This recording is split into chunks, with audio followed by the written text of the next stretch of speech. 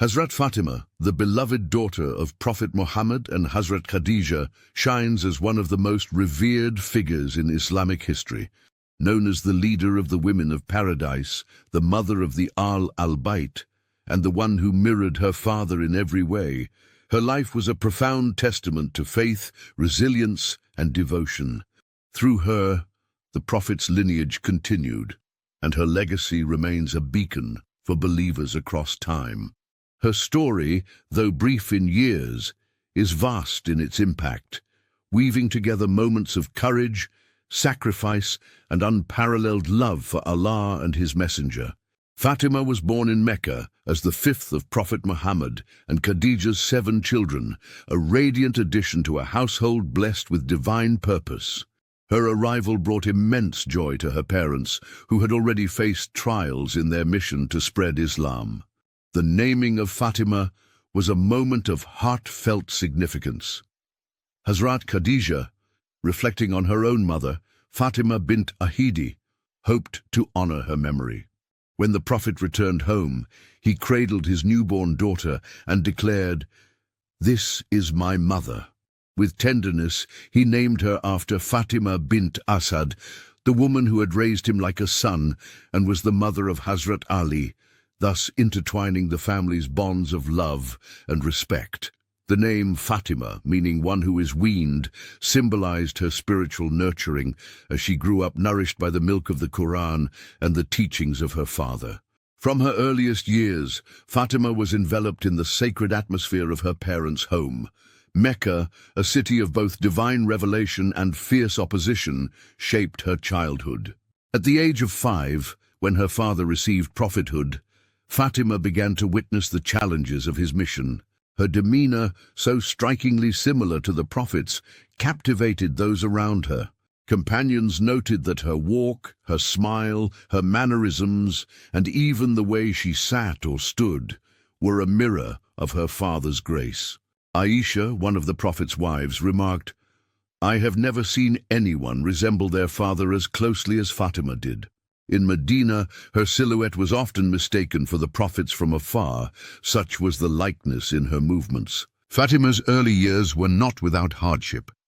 She grew up in a time when her father faced relentless persecution from the Quraysh. One vivid incident near the Kaaba when Fatima was just 10 showcased her extraordinary courage. "How dare you do this to my father? Do you not fear Allah?" With her small hands, she removed the filth and stood protectively by her father. After completing his prayer, the Prophet comforted her, saying, "Do not be sad, my daughter. Allah will never abandon your father." He then supplicated against those who mocked him, naming them one by one.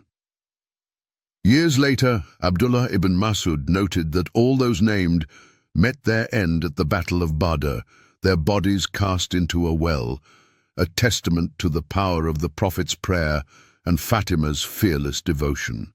Fatima's childhood was also marked by profound loss. She endured the passing of her beloved mother, Khadija, whose strength had been a pillar for the family.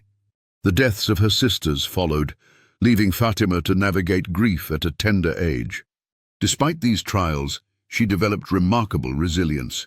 Physically frail, her spirit was unbreakable, fortified by the teachings of her father. She mastered the skills expected of a Qurayshi woman, managing household tasks with such proficiency that she needed no assistance. Quiet and reserved, she spoke only when necessary, but her words carried the weight of the Quran's wisdom, reflecting the depth of her upbringing in a home of divine revelation. Fatima's purity and piety set her apart, earning her titles such as Zahra, the Radiant, and Batul, the Separated. The Prophet declared, "My daughter Fatima is a celestial being among the descendants of Adam." Unlike other women, she was free from menstruation and postnatal bleeding, a sign of her immaculate purity. Scholars like Al-Hakim narrated that Allah protected her and her progeny from the fire of hell due to her perfect chastity. The Prophet further honored her, stating, "The first to enter paradise will be Fatima, daughter of Muhammad." Her status was likened to that of Maryam among the children of Israel, and she was counted among the 4 greatest women of all time: Asiya, the wife of Pharaoh; Maryam, the mother of Prophet Isa; Khadija, her mother, and Fatima herself. In a poignant moment, the Prophet drew 4 lines in the sand and asked his companions, "Do you know what these represent?" He explained that they symbolized the queens of womankind, naming Asiya, Maryam, Khadija, and Fatima. Her significance extended to the future of Islam, as the Prophet declared, "The Mahdi will come from the descendants of Fatima, ensuring her enduring legacy in the Ummah." Another narration by Bukhari records the Prophet saying, "Fatima holds the same esteemed position in this Ummah as Maryam held among the children of Israel," underscoring her unparalleled virtue. In the 2nd year after the Hijrah, at the age of 20, Fatima entered a new chapter of her life through her marriage to Hazrat Ali, the Prophet's cousin and one of his closest companions. Proposals had come from esteemed figures like Abu Bakr, Umar, and Abdur Rahman ibn Auf, but the Prophet sought Fatima's consent, valuing her choice. When Ali, known for his valor and piety, approached to ask for her hand, the Prophet approved their union after confirming Fatima's agreement. Their marriage was a model of simplicity and sincerity. Ali sold his helmet to provide a modest dowry, which included a mat, a pillow, a water skin, a clay pitcher, a towel, a Yemeni garment, and a velvet cloth. Uthman, who purchased the helmet, gifted it back to Ali as a wedding present. Due to financial constraints, Saad bin Ubadah arranged the wedding meal, ensuring the couple's union was celebrated with community support. Their household was humble, with a quilt so small that covering their heads left their feet exposed. Fatima and Ali lived with Ali's mother, Fatima bint Asad, who had once cared for the Prophet and now extended her maternal affection to Fatima. Ali, with his wisdom and fairness, divided household responsibilities to maintain harmony. Fatima bint Asad handled outdoor tasks like fetching water, while Fatima managed indoor chores such as grinding flour and preparing dough. Their marriage, though occasionally marked by disagreements, was guided by the Prophet's loving intervention. Once, when a dispute arose, the Prophet visited their home, sat them down, and held their hands together. After reconciling them, he left smiling, saying to his companions, "I have brought peace between my 2 most beloved ones." His impartiality ensured justice, never favoring his daughter over Ali.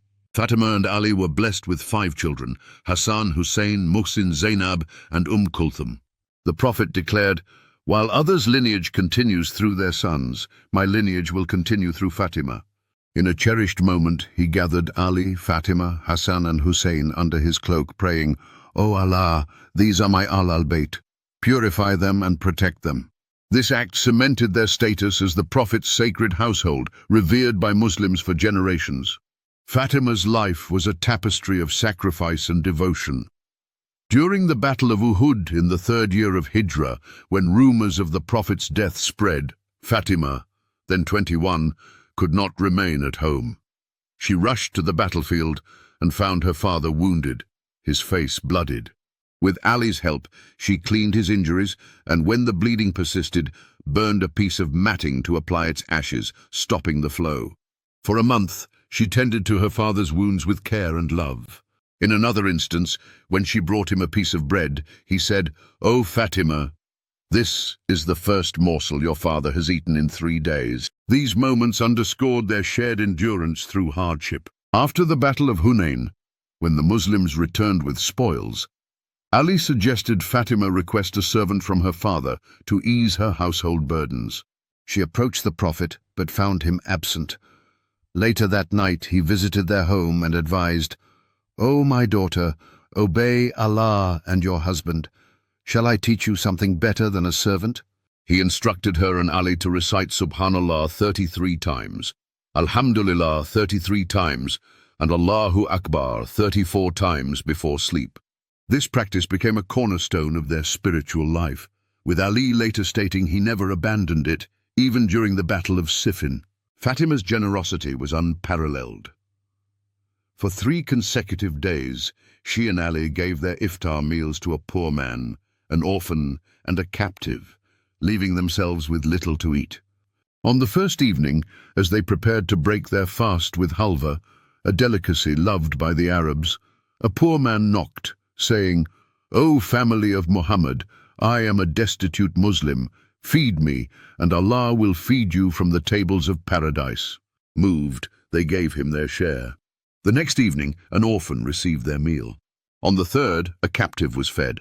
When Ali took Hassan and Hussein, trembling from hunger, to the Prophet, he found Fatima frail, her eyes hollow from starvation.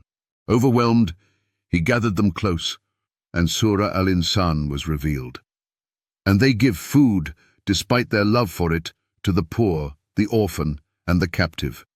We feed you only for the sake of Allah, seeking neither reward nor thanks. At 28, Fatima faced her greatest trial, the illness and passing of her father. As he lay bedridden, he called her close and whispered that he would soon depart, causing her to weep uncontrollably.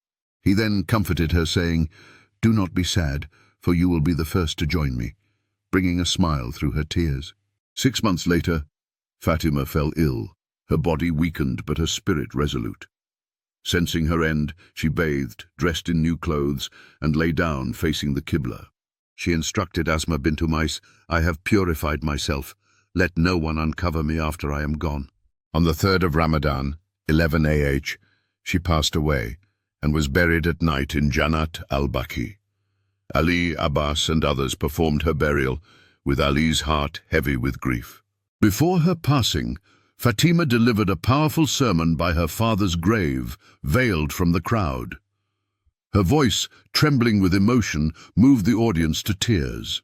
She began, "Praise be to Allah for his boundless blessings, and gratitude is due to him for his guidance. I bear witness that there is no deity but Allah, without partner or equal. He has rooted monotheism in the hearts of believers and revealed its truth for minds to grasp."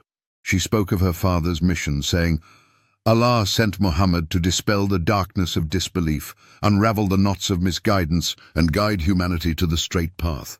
She outlined the principles of Sharia: faith to purify from polytheism, prayer to guard against arrogance, zakat to cleanse the soul, fasting to foster sincerity, and jihad to elevate Islam's honor. Her eloquence and faith left an indelible mark, cementing her as a voice of wisdom and devotion. Hazrat Ali, devastated by her loss, expressed his grief in poetry, yearning for the day he would reunite with Fatima and the Prophet in Jannah. He wrote, "My loneliness and the pain of my losses have turned my life into a prison. I bring my burdens to you, O Lord, for with you I find the cure for all." Fatima left behind a legacy of faith, resilience, and sacrifice. Her life teaches us the beauty of submission to Allah, the strength found in selflessness, and the eternal bond of love for the Prophet and his family. Her children, Hassan, Hussein, Zainab, and Kulthum, carried forward her light, and through them the Prophet's lineage endures. Fatima's story is not merely a historical account, but a living inspiration.